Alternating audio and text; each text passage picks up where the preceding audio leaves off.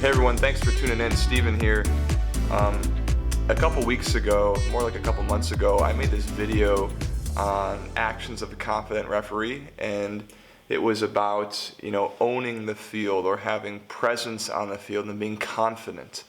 And that video was inspired by a referee's performance at a tournament that I saw. I was on the line. And this kid, he was 21 or less or something, or maybe in his early 20s.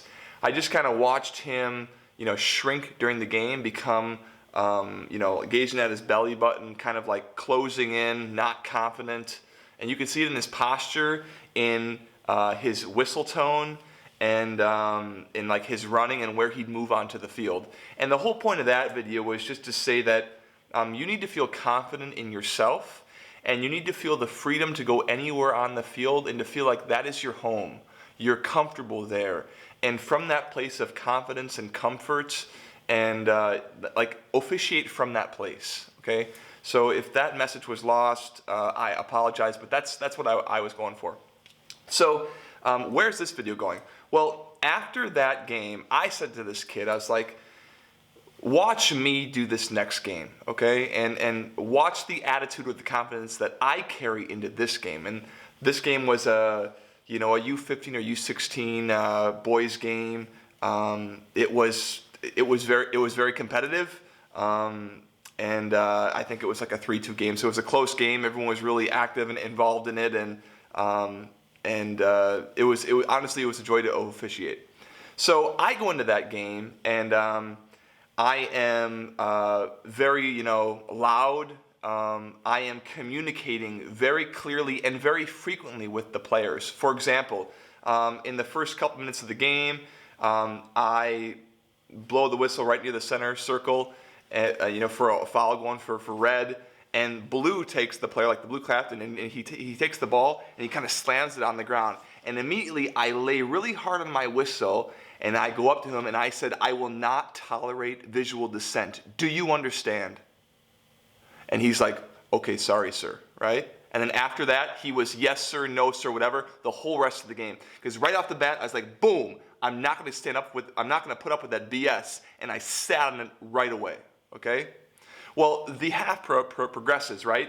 And I'm talking, I'm saying, yes, go, good, I don't like that, careful there. And I'm like really communicating a ton with all the players because I'm trying to contrast what this other referee was doing with, maybe you should move in this direction, buddy, who was not confident in that earlier game, right? I'm trying to be an example. Well, it was really interesting because about halfway through the first half, the coach of one of the teams says to me during the game, don't talk to my players so much. Like, you're like getting into their heads, okay? First time I've ever heard this comment. Honestly, I was like a little embarrassed. I was like, oh, I didn't say this to him, but I was thinking, oops, sorry, my bad, right? But I had swung too far in the other direction of communicating too much, right? So I've never gotten that feedback in any of my games, and I've been officiating for, less than 10 years, but more than 5, I don't know, 8-ish years, 7, 9, something like that. But that comment has never come. And what I see a lot on the field is I see referees blowing whistles and pointing in directions, but I don't see a lot of the other forms of communication. So in my opinion, what we want to do in a soccer game is we want to allow the players to play as freely as they can, to show as much of their athleticism as they can, and we intervene only when it's necessary. So to use an analogy, like if I'm riding a horse, I want the horse to run as hard and as fast as it can and to take the turns as fast as it can, and I as a jockey just want to give little inputs but allow the horse to do its horse thing. Okay? So in the game of soccer, I only want to intervene as a referee when it's absolutely necessary to keep the game moving forward and to allow the game to like flower and bloom and to allow the players to play at their full potential, right? So before I immediately go to the whistle, there are things that I can do to communicate with the players to guide them or to hem them in on this side or this side so that they can reach that potential. So the first thing that I can do if a player is misbehaving or is doing something that I don't like is I can simply just get near that player when they're on the field, when they're making a challenge for the ball, or when they have the ball, or maybe when they're waiting on a goal kick. I can just go stand near them, and I don't have to say anything. I don't have to look at them. I just let them know that I'm there. And I don't stand like hunched down like this. I stand relaxed and open and tall and strong. And it's just my presence so that they know the ref's here. The ref's here. He's right here. So if there's a player who's misbehaving and I am tentative to go close to that player, well, that's an invitation that I should go close to that player and just make my presence known. So method of communication number one is my physical presence close to that player. Okay? Method of communication number two, this is where I can give a look. I can give an expression.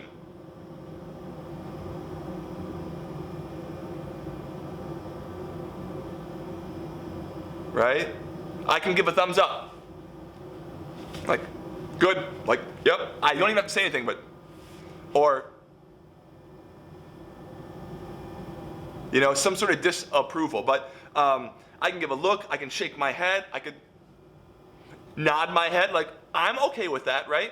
I'm not saying anything, but I'm giving some sort of communication through my body language that I'm okay or I'm not okay with what's going on, okay? So method of communication number two is, some sort of gesturing, something like that, right?